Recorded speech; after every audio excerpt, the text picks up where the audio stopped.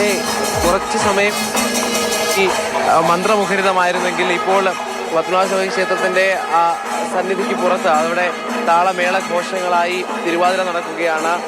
രാജകുടുംബത്തിന്റെ ചടങ്ങുകൾ നടക്കുകയാണ്. അത്തരത്തിൽ ഓരോ നിമിഷവും തിരുവോണത്തെ വരവേൽക്കാനായിട്ടുള്ള പല ഭാവങ്ങളിൽ പത്മനാഭസ്വാമി ക്ഷേത്രത്തിന്റെ അങ്കണം മാറിക്കൊണ്ടിരിക്കുകയാണ്. നിരവധി ഭക്തജനങ്ങൾ എത്തിക്കൊണ്ടിരിക്കുകയാണ് ഇവിടെ. തിരുവോണത്തിന് തിരുവനന്തപുരത്തുകാർ തിരുവോണ ദിനം തുടങ്ങുന്നത് അത് ഈ ക്ഷേത്രത്തിൽ നിന്നാണ്. പത്മനാഭനെ ഒരു നോക്ക് കണ്ടതിന് ശേഷമാണ് എല്ലാം തിരുവോണത്തിന്റെ കാര്യങ്ങളിലേക്ക് കടക്കുന്നത്.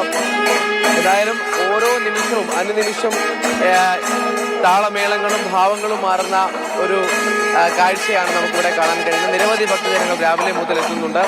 അവരുടെ ഈ ദിവസം തുടക്കം ഇവിടെ നിന്നാണ്. അതിനപ്പുറത്തേക്ക് അവർ വീടുകളിലേക്ക് പോകും. വീടുകളിലേക്ക് മടങ്ങിക്കഴിഞ്ഞാൽ ഉത്രാടപ്പാച്ചിലിൽ അവർ സ്വരുക്കൂട്ടിയ കാര്യങ്ങൾ അല്ലെങ്കിൽ ഇന്നത്തേക്ക് വേണ്ടി അവർ ഇന്നലെ ആ പാച്ചിലിനിടയിൽ എന്തൊക്കെ സ്വരുക്കൂട്ടിയോ അതെല്ലാം തയ്യാറാക്കാനുള്ള സമയമാണ്.